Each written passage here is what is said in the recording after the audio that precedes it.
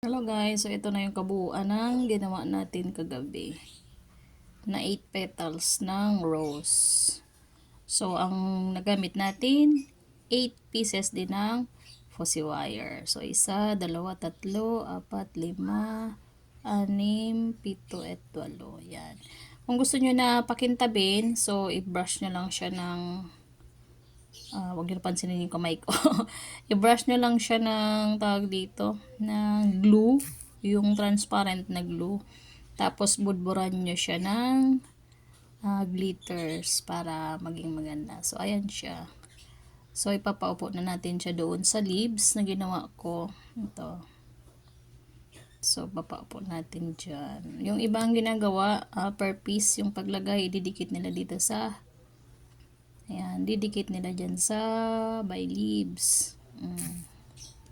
Para malinis ang putan.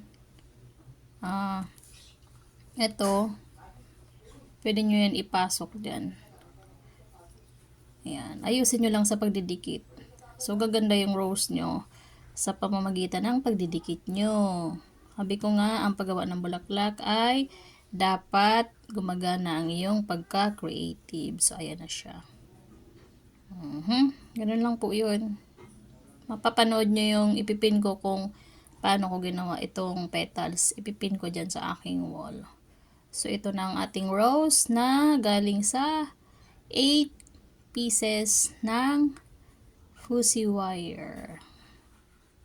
Charan! O, ayan na, diba? Meron na siyang stem, tapos meron siyang leaves. So, ito po ang aking 50 pesos na rose. So, kung gusto mong palakihin yung petals niya, pwede ka doon sa other method.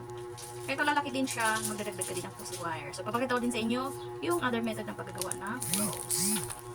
Thanks for watching! Bye-bye!